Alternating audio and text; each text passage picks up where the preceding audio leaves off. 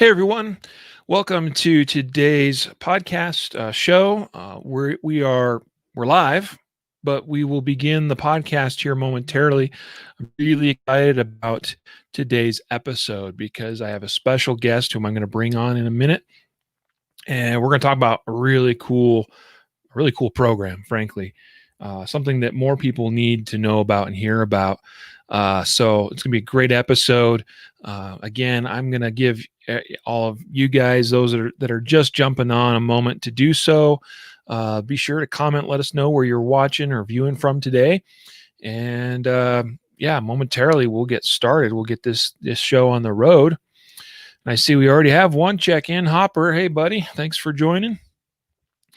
A couple of things, just kind of give you a preview. Today is Tuesday, and I know that we recently made the change to our 2-episode every Wednesday format, but this was an interview scheduled and set up a couple weeks back, and we're sticking with that schedule. So we're doing this show today at 1, and then we'll do a podcast show tomorrow as well.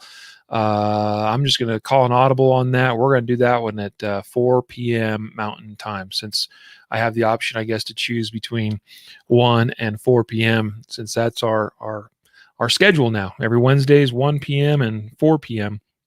We'll do the podcast, the weekly giveaway announcement in tomorrow's episode as well. So just so you all know.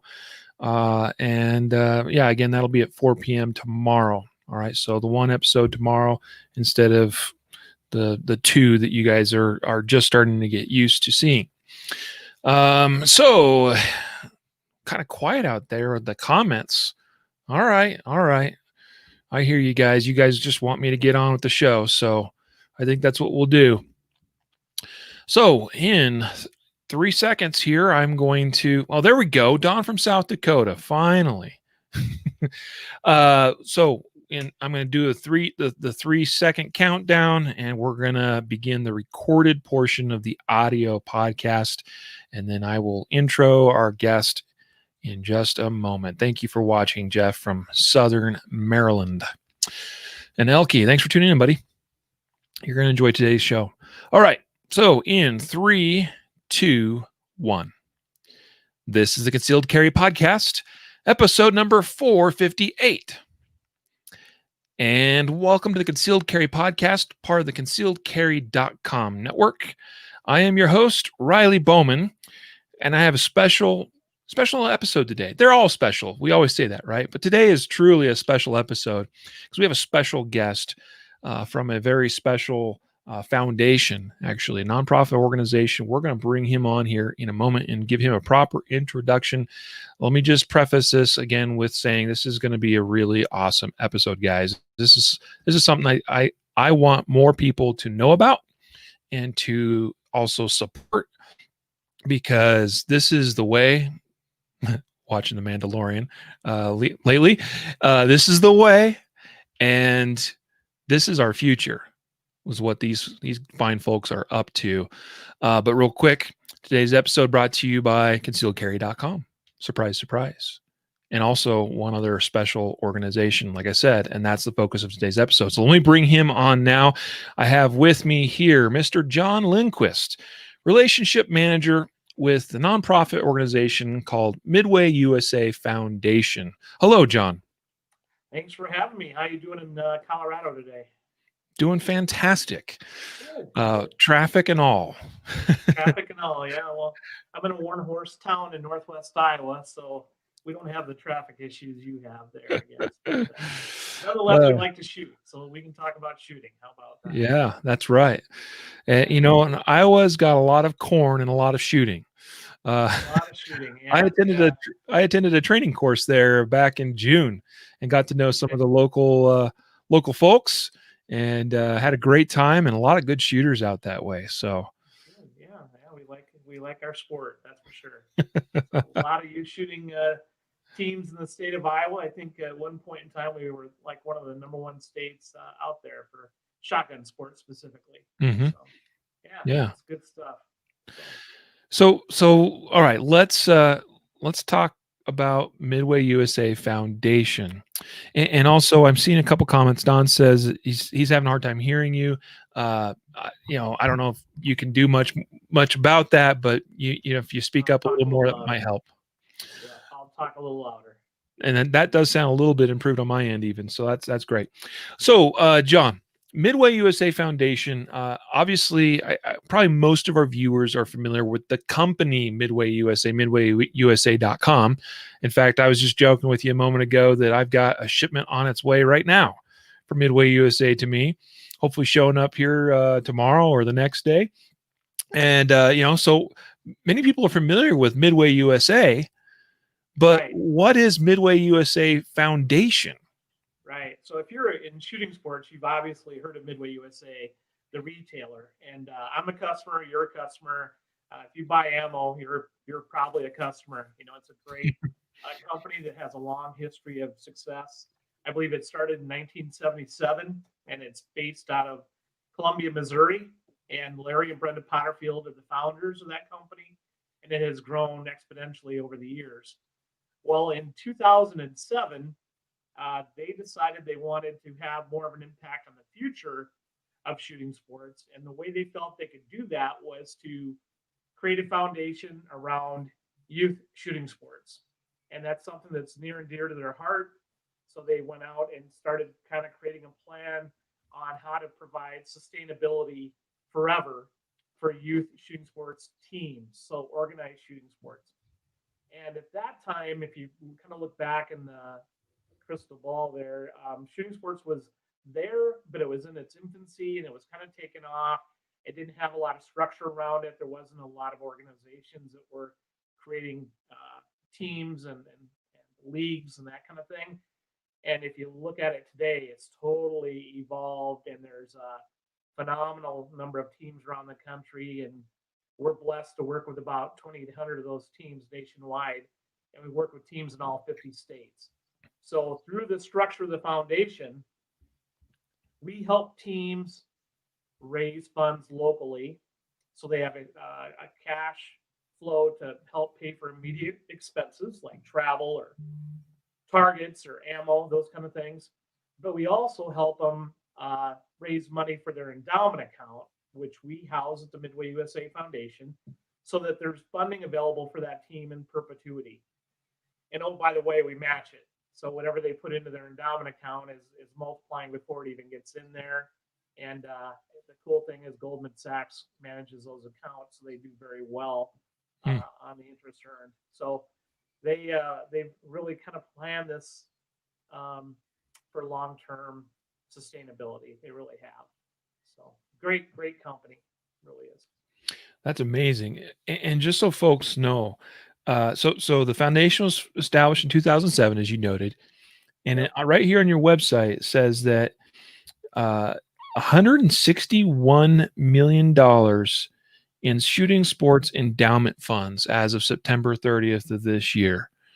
Yeah, it's That's a big number. that's a big number. Yeah, we have teams. So every team has their own endowment account. Hmm. There's teams that have a couple $1,000s in their account. They're relatively new. And there's teams that have literally $750,000 in their account. They've been at it for a while. College teams, high school teams, rifle, pistol, shotgun, air. I mean, all kinds of different disciplines. But we're proud to kind of support all those different groups because different parts of the country kind of cater to different shooting disciplines. In the Midwest, it's primarily shotgun. In the other parts Hmm. of the country, there's a lot of rifle, and that could be center fire, rim fire, pistol.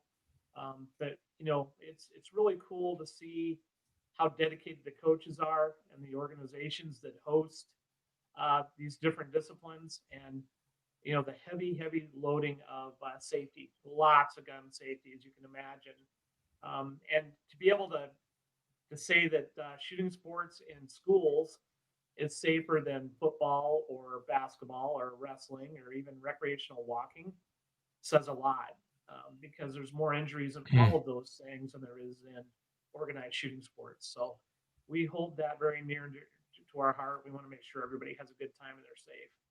So That's awesome. Uh, Also, some other interesting statistics: 2,769 teams that are funded and Yeah, eligible to receive cash grants. right. And last year, $5 million in cash grants paid to youth shooting teams. Yeah, That's so the way phenomenal. it kind of works is we help them raise money, like I said, for the here and now, and then we help them raise money for their endowment account. And once a year, they can apply for a grant, and that grant is all online. It's very simple. It's not some long, drawn out affair, but they fill out their grant, and they can get 5% of their balance every year forever. So, in 10 years, they'll get that same 5%. 50 years, they'll get it. 100 years, they'll get it.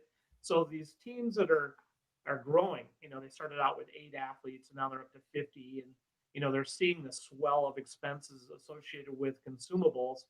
Um, they are really working hard to raise money for their endowment accounts because one, they're basically matching it right out of the chute when they put it in there. We match it. We've got $150,000 a month we provide for match, and that 5%, it has growth every year, much like a 401k.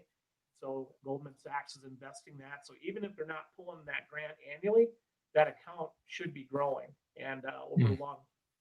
over a long time frame, it's going to be substantial. So Goldman Sachs handles all the investments. We've got a oversight committee that's part of our board at the foundation. They kind of monitor that, and even when COVID kind of broke and a lot of the endowments, or not endowments, but a lot of the investments were going down, Hmm. we kind of held our own. We dipped, but we recovered quickly, which is beautiful because that's part of the reason we have that match in there. It's because we want to buffer their initial investment, and that's the way Mm. we can do it. So, but Yeah. the cool part is every single dollar that goes into those endowment accounts, every single dollar goes to the bottom line for that endowment. We do not take any administrative fees out of that or any processing fees. Even if they donate $10,000 on a credit card, there's normally a processing fee associated with that. We cover all of that. We don't take any of those fees out of the kids' endowment account. It all hits the bottom line. Hmm. Very cool. Yeah, and just to give folks, and by the way, there's a lot of great information on MidwayUSA Foundation.org, which is your website. So anyone that wants to look into this, uh, and as is the nature with nonprofit organizations, anyhow, that a lot of things are published financially, anyhow. But really interesting numbers. Like, see, and this is one of the things. Like, I think I had heard of the foundation in relatively recent history in the last year Right. or two, kind of like, oh, okay, that's cool. But you have no idea how much work is being done. Just go pull up a report on 2020's teen cash grant recipients by state, and it's like, holy smokes! There's, I mean, for instance, I'm in Colorado, which is not anywhere close to being the top represented states at all by any means, but there's 13 shooting teams in Colorado that received $32,000 last year. Top states: Minnesota, Missouri, and Texas in terms Mm-hmm. of participants, and top three states in terms of amount received, cash grant payouts: Iowa, Texas, and Minnesota. And these are not small numbers either we're talking about. And to think that this is going right into supporting youth shooting, and as you mentioned, some college too. But like we see here, the United States Coast Guard Academy, for instance, we Mm-hmm. see all kinds of high school teams. Abraham Lincoln High School, I didn't even know they had a program. Like, they have a Mm-hmm. shooting team. Like, I need to look Yeah, into yeah. that. I I'm familiar with the It's school. it's a lesser kept secret, but in Minnesota, it's the number one high school sport. So it overtook hockey several years ago. It's a big deal. Their state tournament Really? lasts about 8 days. Yeah, 8 days. That's a long state tournament, and in Iowa, I know that there's 22 college programs just in Iowa alone that have shooting sports, and primarily, again, it's shotgun in that case because it's in the Midwest, but most of those programs provide scholarships too. So if you're a youth interested in shooting sports, whether it's pistol or whatever, action shooting, you name it, and you're looking around at colleges and you want to continue that sport, it's a lifelong sport. It's not something that you're going to hang up your cleats when you're done after 4 years. You're gonna do it until you're old and gray like me.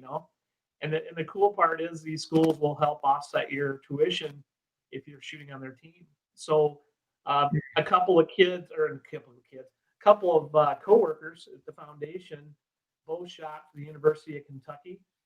They both shot air rifle.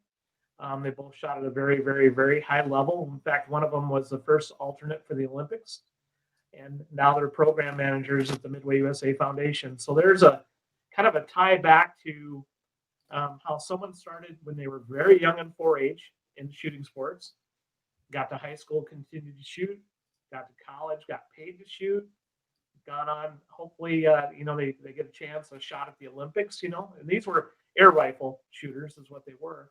But the cool part is that they're a product of our success. They were coming through the system when the foundation was starting, and now here they are giving back to basically the society that we love and care so much about. So pretty heartwarming deal, and I see it over and over and over.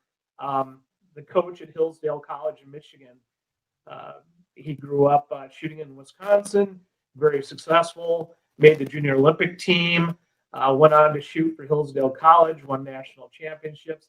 Now he's the coach there. So you see that succession and that success, and it kind of breeds its own, and it allows for more growth, because if you know anything about those shooters, you want to be like them and experience that opportunity to be on the podium. You want to be successful. So every participant gets a chance to compete. It's not where somebody sits on the bench. No one sits on the bench. Everybody competes. And it's a team sport, but yet it's an individual sport as well. So it's fun to watch kids cheer on the competitors as well as their own teammates. And that's something you don't see in a lot of sports. High fives between teams for youth that shot a really good round or whatever. They're excited for that person. It's very inclusive. And that builds life skills that you and I know translate into a better community locally when you've got those kind of people living there with those kind of experiences. So Yeah. good stuff. Yeah, and actually, so we have a question from Casey here. She asks, "Is this through organizations such as 4-H?" And I'll just tell you, Casey, looking through the list of all these programs and teams, there are a good number of 4-H shooting teams, including one here in Colorado, again, that I was unfamiliar with. And I also see Colorado State University. Wow, I didn't even know about that. So yes, there's 4-H organizations as well involved. And as you've kind of touched on, there's high schools, there's various colleges. Are there any other kind of unique organizations that are involved, John? Yeah, if you go to our website under the resources tab, there's a tab called our partner community. It'll kind of show all the different affiliations we work with across the country. And it could be the Scholastic Shooting Sports Foundation or the Scholastic Clay Targets. We've got Indiana Youth Shooting Sports Foundation, the Minnesota Youth Shotgun Association, the North Dakota Shooting Sports. There's all kinds of associations that we work with, and they all have shooting sports programs within them, including 4-H. And we love them all. I mean, 4-H is phenomenal because in most cases, that's where those kids start. And we want to be able to help fund them so they don't go away. We want them to be there in 50, 100 years or longer. So we want to make sure that we help set them up with an endowment account that they can raise funds for and offset that cost. Because like any sport, it's whether it's golf or football or whatever, there's expenses, and shooting sports is no different that way. But the cool part is if we're working with those teams to help set up their sustainability, every kid should be able to participate that wants to, and that's really what we want. Is anybody that wants to do it, we want them to be there doing it. So amazing. You mentioned supporters, and I see a whole list of on your website other companies that are supporting the efforts here. Legacy sponsor, Outdoor Sportsman Group, which is the company that runs Outdoor Channel and all that. Elite sponsor, Vortex Optics. And then you got a bunch of others, including SSP Eyewear, which our audience is familiar with. They've done things with us and sponsored. In fact, I think we're giving away a $50 gift certificate to SSP Eyewear tomorrow for our giveaway. We've got CZ USA involved, Federal, CCI, the USA Shooting. We've got TriStar, and a number of other companies. College shooting sports recruiting, Battle Gear. I mean, a lot of other great companies and organizations involved in supporting the effort as well. Tell us about some of the support these organizations are providing. They are uniquely created partnerships that they have a vested interest in youth.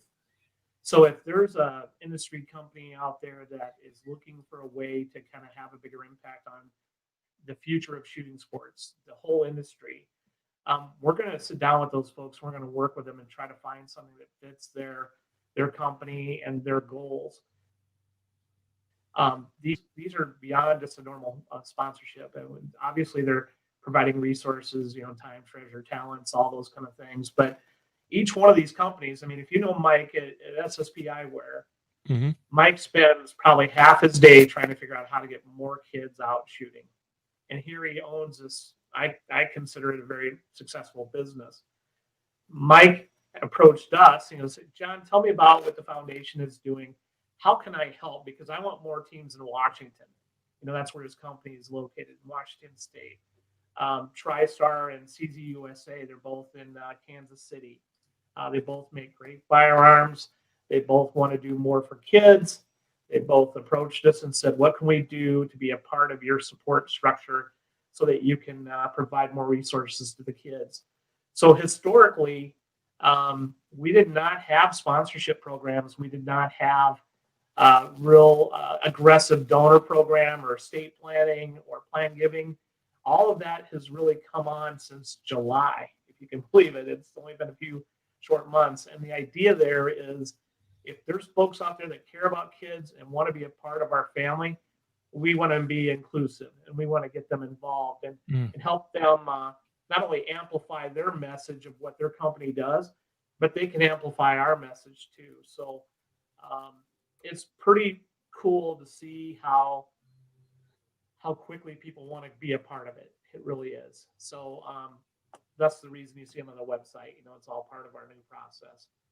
So in fact, I was in Iowa this past weekend at the governor's hunt and had a chance to hang out with some staff from CZ USA, helped them give the governor some shooting lessons. She wasn't a natural born shooter, so we were working with her to get her to be a better shot.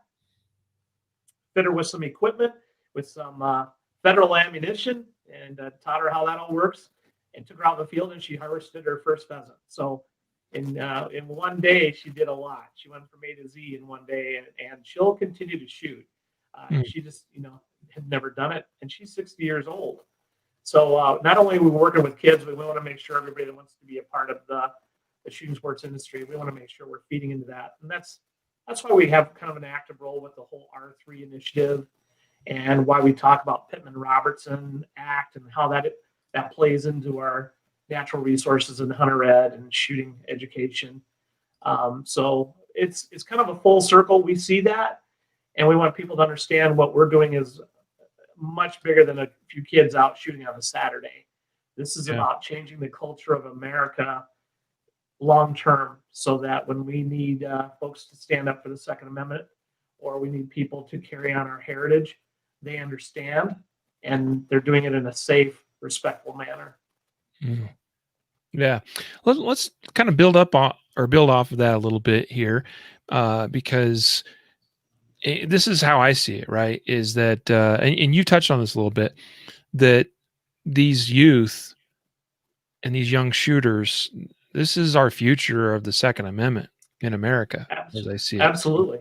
I mean, in this day and age, and with the current political climate and everything going on, and what we've seen in the last 40, 50, 60 years is a gradual decline in number of households and percentage of households that own guns, which directly correlates to percentage of children that are being brought up in households and families like that, where they have the opportunity to shoot and learn about guns and gun safety in a positive light, instead of all of the crap that they see, on our media and stuff out there these days. So this is directly, as I see it, impacting, and in a very big way. I mean, do you have any sense for the number of shooters, of youth and participants that are involved Yeah, nationwide? we do, because when we ask them to fill out their grant application annually, we ask for the number of kids on their team, number of coaches, that kind of thing. And so youth wise, we're impacting roughly 125,000 kids annually. Um, we're working with, 250,000 people between kids and parents and coaches. And those are conservative numbers, because not every grant application is that column filled out, so we don't do any form of magical math. It's all confirmed math that we use on what we're impacting. But at 125,000 kids, that's just who we're working with. That's just with that 2,761 teams. That's not the other teams that don't have accounts with us, and they do exist. We're not working with every single team, and we want to, but they're all at different places in their development. Some are just starting, don't even know who we are, and we don't know who they are. So we're constantly trying to get a hold of those folks, whether it's an ROTC rifle program or a 4-H program in Sibley, Iowa. We want to try to find those folks and help them. And then there's always the it's too good to be true. That always pops up, because we're basically giving away money in a lot of cases. And in today's day and age, people are skeptical. This is truly one of those rare moments in time. If you're not taking advantage of the MidwayUSA Foundation, you're missing the boat, because it's truly a gift. And I hope people take me seriously and at least do the research and figure out what we do. So, yeah. But the number of kids, it's cool, because shooting sports occur throughout the entire course of the year. Obviously, the holidays, they'll slow down, and when school's out, it creates a little bit of slow periods. But what we're seeing in the hunting side, and you kind of touched on this, there's this thing called R3, which is recruitment, retention, and reactivation. And on the hunting side, we've been on the downtick of about 8% of hunters per year for years and years and years. And people say, well, so what? There's more places for me to hunt, because there's less competition on that property that normally there would be a whole bunch of hunters on. Well, the reality is, hunters pay for a great share of conservation. If they're not out there hunting, and they're kind of, the baby boomers are kind of phasing out, and the millennials were kind of slow to come into it. It's really been a stretch point for a lot of the state wildlife agencies. Had it not been for youth shooting sports taking off and growing and contributing to Pittman-Robertson taxes, which come back to support hunter ed and wildlife spaces and hunting opportunities, those state agencies would be hurting bad, because about 8% of that revenue right now comes from shooting sports and home defense. And, only 20% is coming from hunting. And historically, it was the other way around. So it's kind of funny to see that cycle. And when you're old and gray like me, you kind of start to see it, and you get a little more worried about it, because I've spent a lifetime trying to grow the sport, and to see that stretch or that stress on it, I'm not excited about that at all. But shooting sports has picked up the slack. When you consider a kid buys a gun or two for the different disciplines they shoot, and flats of ammo, versus the one shotgun I used to hunt with and the 1 or 2 boxes of shells I used to hunt with, I'm not supporting that nearly as much as a shooting sports athlete.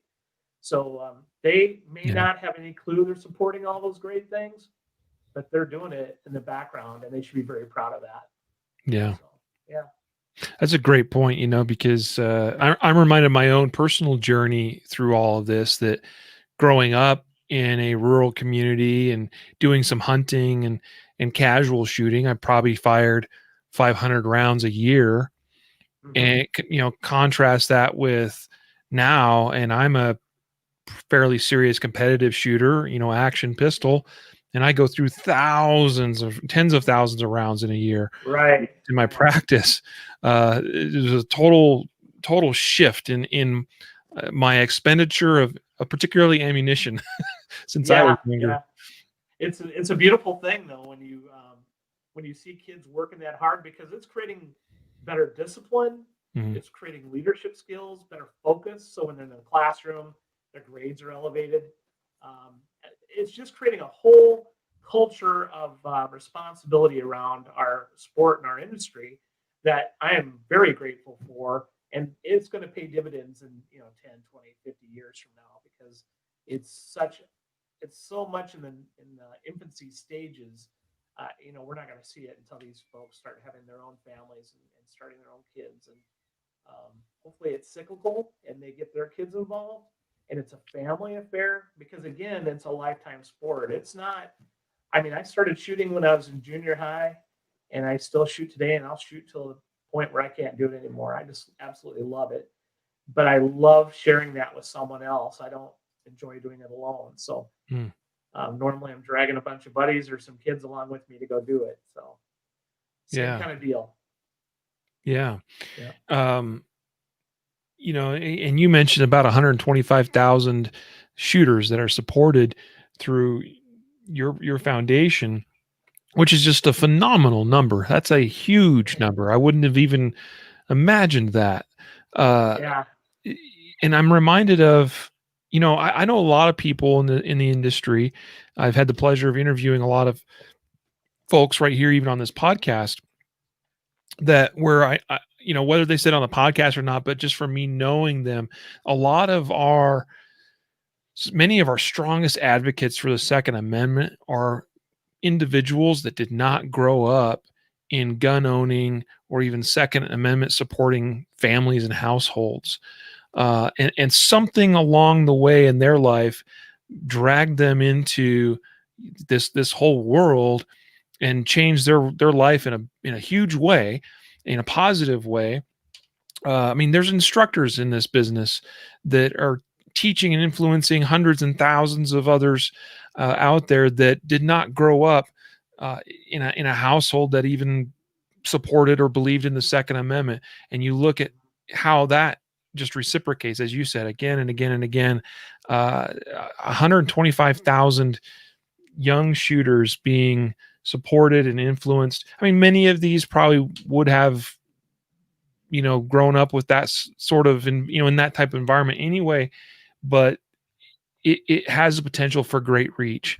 And somewhere in there, you're reaching those that might not have otherwise had that opportunity, and then later on in life may very well become our legislators and other governmental or business leaders that are advocates for the Second Amendment.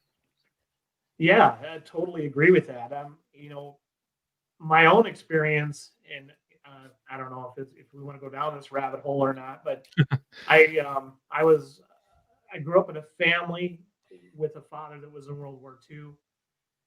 Saw some unfortunate things, obviously, and I had a brother who accidentally had a gun accident when he was very young, and he ended up passing away from it a time later.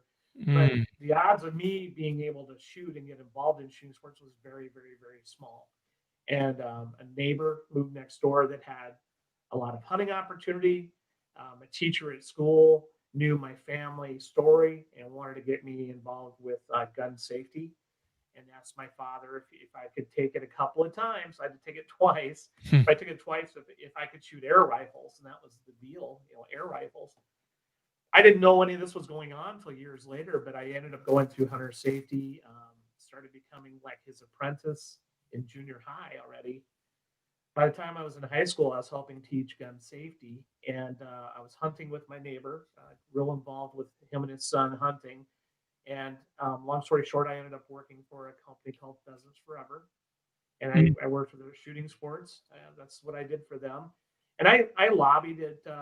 at the Capitol for dove hunting. I lobbied at the Capitol for concealed carry. I mean, I did all those things through my lifetime specifically because someone took the time to get me involved at a young age and teach me about safe, fun shooting experiences.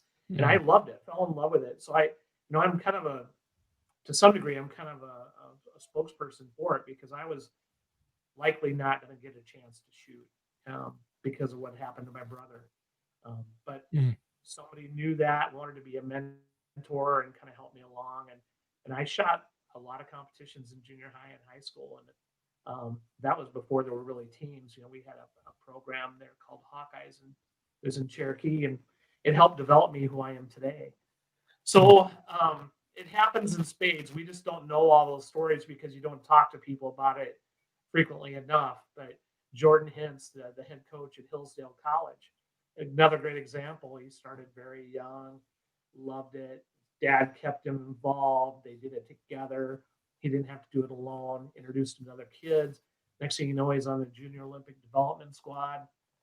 Now he's a head coach at Hillsdale, and he's just a good soul. He's a good Mm. person, and it's because of all his experiences with shooting sports that led him to that point in his life. So, Mm. if you're looking to empower someone, a youth, and give them confidence, and shooting sports is a great platform to do that on Mm. because they won't sit on the bench.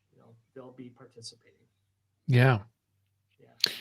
Perhaps, and by the way, I appreciate you entrusting us with such a personal story and background like that. That's truly tragic about your brother and your parents. I mean, I can't even imagine, having to go through the loss of a child over something like that. But so tell us, or my hope would be that someone here viewing or listening to this today is maybe thinking, well, wait a minute. I've got my own child, and we know these other families or whatever it is, and you're Mhm. thinking, well, maybe we could put together a high school shooting team, for instance, Mhm. or something, Mhm. or maybe something already exists, and you're wondering about better ways or additional ways of supporting your already existing efforts in organizing and running a team of some kind. How can teams and organizations get involved with Midway USA Foundation? What's the starting point? Well, if you're just a concerned person that wants to start something locally, there's probably something already going on around you that you just don't know about. Yeah. And we work with roughly 60 real key partners. We call agencies within the foundation, and I think those groups are always willing to help you set up any form of shooting program you want to start. They'll help you get going, and we'll connect you to the right people so that you can kind of experience that. If you Mm. want to start a team, we will work with that agency to help you get a team started. And that's kind of the way it works. It's kind of almost like for lack of better terms, almost like a brotherhood where we want to make sure that everybody has the resources and the information they need to go out there and not make it a ton of work.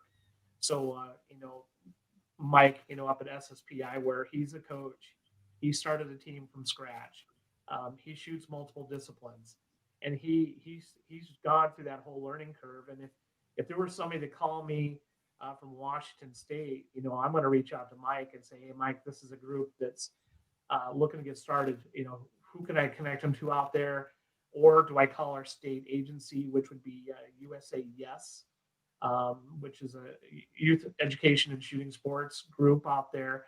They're predominantly in the West Coast, and connect them with those people and say, okay, here's the pieces. Let's pull it together and help them get started. And I think people that are new at this think they need to have a team of 20 kids or 50 kids, or you don't need that at all. You need to start within your comfort level. And if it's 5 kids, fantastic. If it's 10, that's awesome. No one can answer that question but you. And then choosing the shooting discipline that will attract um, more youth as you grow. You can look at that. I think action shooting is super cool. I'm very novice at it, but I love watching it and I love doing it. I'm just not good at it. But I've got friends like Rick Leach, at the Scholastic Action Shooting Program. He's a great resource and he makes a living helping people start a team. Yeah. So he would be someone I would reach out to and connect you to. But the reality is, as big as the industry is, it's still not that big. And you'll know at least somebody that can help in every state.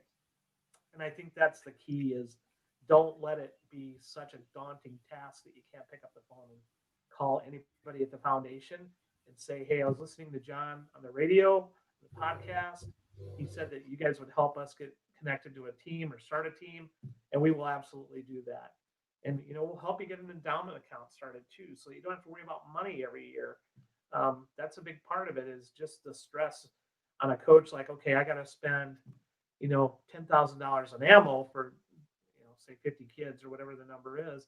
How am I going to do that? My parents are in an area where they don't have a lot of extra income, disposable income to use. Well, that's kind of where we come in. We connect people with partners.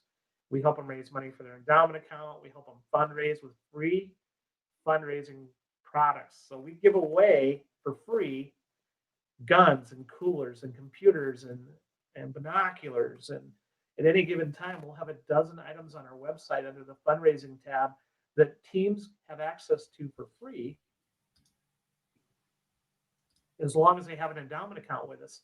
They can take that item and fundraise with it for 9 months. So we give them a ton of time and they keep half that money locally and the other half they put in their endowment. And like I said before, oh, by the way, we match it. We've got $150,000 a month in match. So they don't have to go out and buy a fundraising tool. They can get that from us. Or if they're interested in a social peer-to-peer style fundraising campaign where, in these social distancing times, they don't have the ability maybe to go sell a ticket to the neighbor. You're probably familiar with GoFundMe. We've got something very similar to that in a peer-to-peer campaign where we set up pages on the website for the team with their photos, their biographies, their team mascot. We'll help them develop a kind of a campaign that they can do it as a social media ask and raise money that way. And we've got matching money for that. But we also help connect them to equipment manufacturers like Battle Gear. They make clothing like for the Olympic squad, right? Dye sublimated shooting jerseys. If a team is starting and they need uniforms, they can work with that team to get those uniforms. And then 10% of the purchase of those uniforms goes into their own endowment account and it's matched.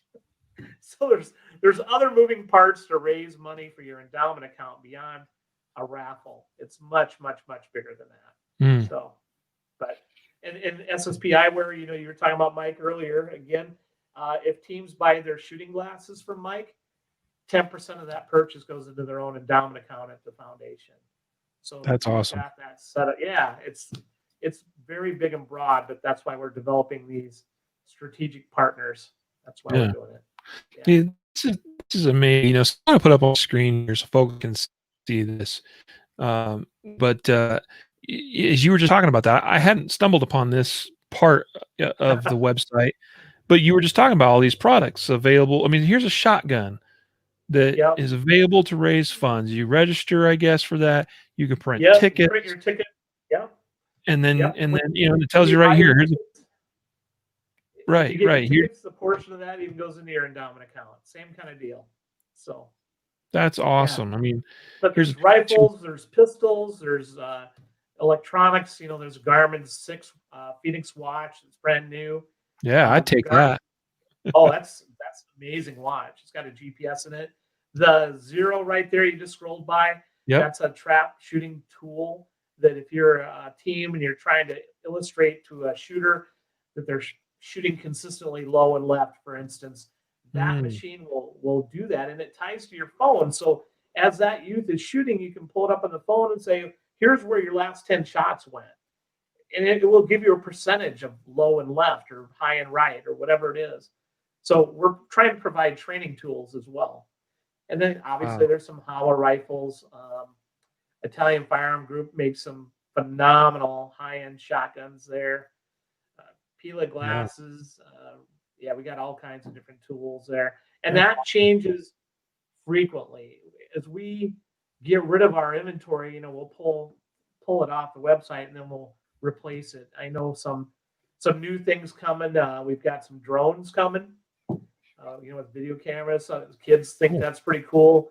And then we've also got the new, I think it's the Xbox 5, the latest and greatest Xbox for the holidays. That we're going to have that soon as well. So we cover a wide gamut of items, but the idea is to get those kids a chance to learn those life skills, fundraising locally, and how it pertains to their team. And every single dollar that they raise is impactful. So it's really cool. Very cool. Yeah. I am really impressed. It's one of those things again that as I've gotten a little more familiar with your organization over the past few days, as I've been wandering around on your website, I go, oh, that's interesting. Oh, that's cool. And it just seems I keep stumbling upon more and more, and continually impresses me with all the amazing work you're doing. Right.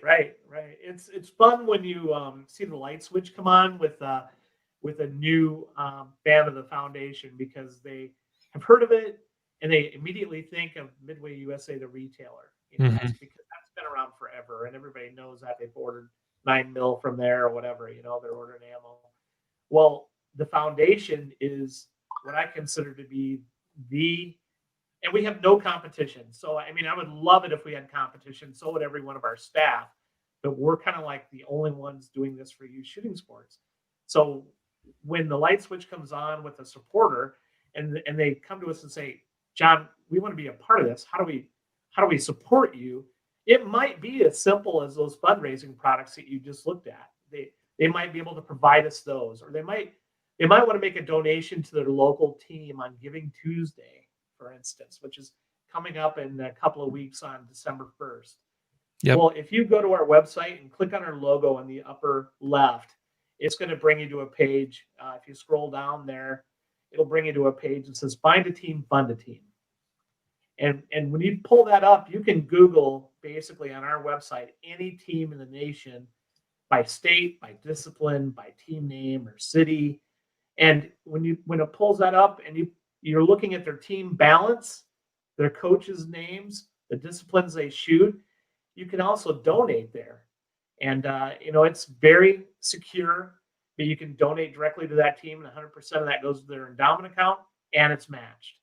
So that donation won't be there for a year. It won't be there for 5 years. It won't be there for 20 years. It'll be there forever to protect and help that team. So you're feeding the system that you love and care about so much. So yeah, there's a button. Find a team, fund a team. If you click on that, and then that top box there that says team name, just for the kicks and grins, type in Sibley, Sibley.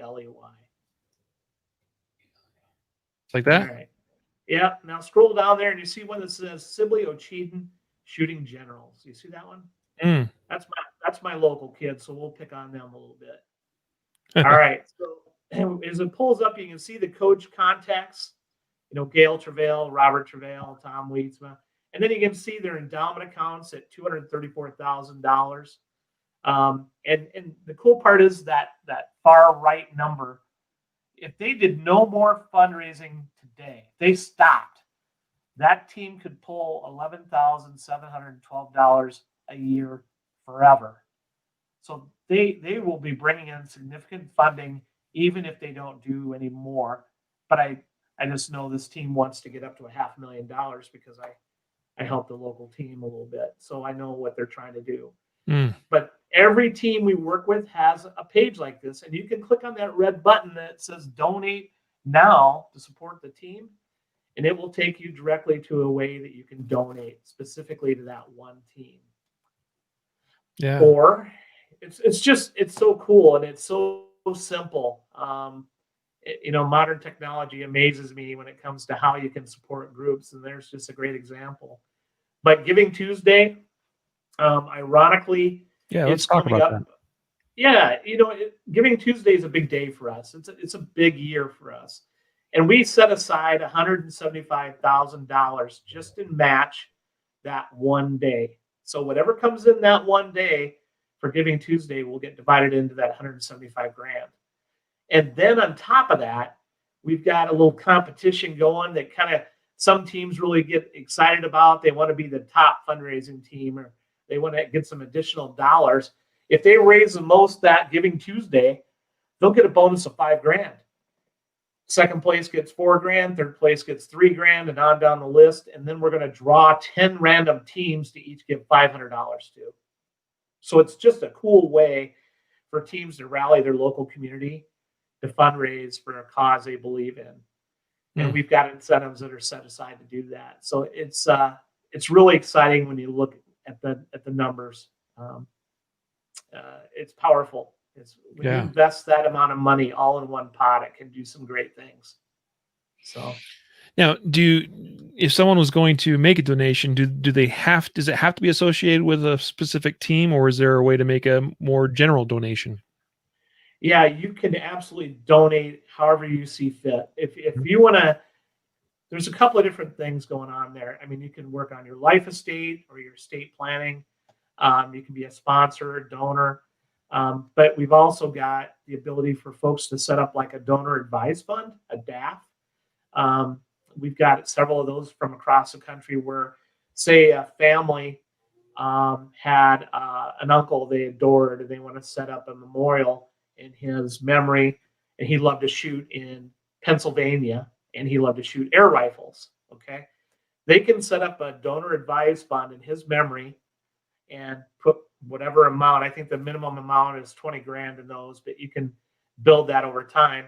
But there's a way that you can put it in there, and that donor advice fund, you will determine every year where the proceeds go. So you could say, I want the 15 air rifle teams in Western Pennsylvania to get a portion of that proceed this year. And then next year, I want it to go to the entire state shotgun squads. And you can change the way those dollars are directed over time. And every year you get a pick. So it's really cool. It's not like you're making a donation into a black hole and you have no more input on how your funds are passed around. If you donate with us, you have the ability to pick and choose how those dollars are used. Some people just want it to go to match. Matching is real important to us. Some people want to make a donation that we help go to match. Some people, like I said, they want to donate maybe some land, or maybe they're part of their IRA when they pass away, or their life insurance. We can do all those kind of things. So it's cool that we've got all the tools in place that we can meet the needs of our supporters. So, and there's a whole plethora of ways you can give right there. Yeah. And I'm glad that I saw this, because I don't know how many people know about Amazon Smile. And folks, if you don't know, because this is a really easy way of basically giving free money. And you just go to smile.amazon.com. Okay. Like most of you go to amazon.com. Instead, just type smile.amazon.com. And then it's going to ask you to select a nonprofit that Amazon will then give a percentage of everything you buy on Amazon, which for most of us is probably a lot, probably more than we should. And that's a great way to just, without you having to do anything, because like all you do at that point going forward is you've selected your nonprofit, your charity, whatever, and you just go to smile.amazon.com every time you buy something, and you're just automatically giving free money to those organizations. It's absolutely. It's stupid easy, and everyone should be doing it if they're not already. Yeah, there's employers that will match your donations out there too, and we've got a link on our website that basically you can look up your employer to see if they have a matching program like GE or somebody like that.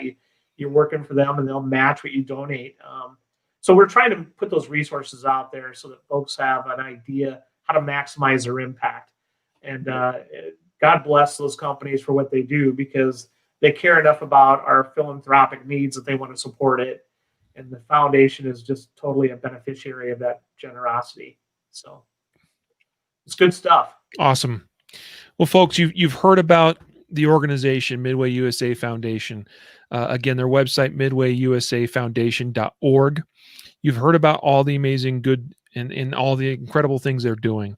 The number of youth and young shooters that they are supporting, the number of teams all across the country, and as you said, 50 states, and just an incredible impact on our young shooters and ultimately on our 2A community and the Second Amendment as a whole. You've learned about ways that you can donate, that you can give back, that you can, and there's even easy ways that require very little effort. And honestly, even in case of things like Amazon Smile, zero financial, direct financial commitment on your part to support wonderful things like this. I am just thrilled that we've had this opportunity to visit today, John, and talk about your organization, about the foundation, everything you're doing, and ways that people can support. Because, as I said, I'll bet you there's quite a few people listening or watching that really didn't have any idea that any of this existed. And so I hope people are kind of hearing this call to go to MidwayUSAFoundation.org, visit your site, learn about you guys, what you're doing, and then find a way to give or support or get involved. Absolutely. We want to be inclusive, and we need everybody's support. If you care about the future of shooting sports, we can help deliver that. But we need people to understand who we are and how we do it, and how they can support us. So we are constantly looking at ways to benefit everybody's giving needs. So give us a call. We'd love to work with you. Awesome.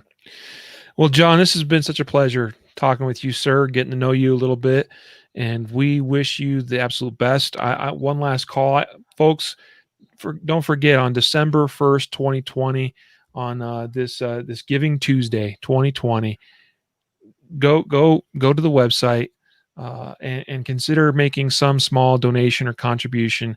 I'll tell you what, you can look up shooting teams by state and by location. Again, I've learned about a couple of youth shooting teams I didn't even know existed in my relatively local area.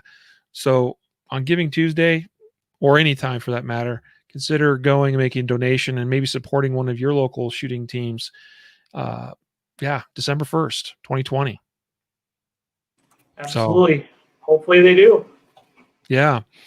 And share and spread the word, everybody. So, John, thank you so much for your time today, sir. We wish you sincerely the best, and we'll try to support you in any way. Thank you. We appreciate you supporting us. And if you need us back, let us know. We'd love to support the program. Awesome. All right. Well, thank you, John. Well, folks, this wraps up our episode here today. Another episode of the Concealed Carry Podcast. Hard to believe we've done 458 of them, and we're just now talking to John. But maybe what we'll do is plan to have you again. Maybe this ought to be a yearly thing to remind folks about Giving Tuesday and all that. So we'd love it. We'll try to make sure it's back. So with that, we're going to let you go, and everyone else out there, thanks for joining us, for watching and listening to and supporting the podcast. We appreciate all the support of us so we can do what we do, and hopefully so we can help others like John do what he does. So with that, a reminder to train right, train often, and train safe so you can fight hard, fight fast, and fight true. Take care, everyone.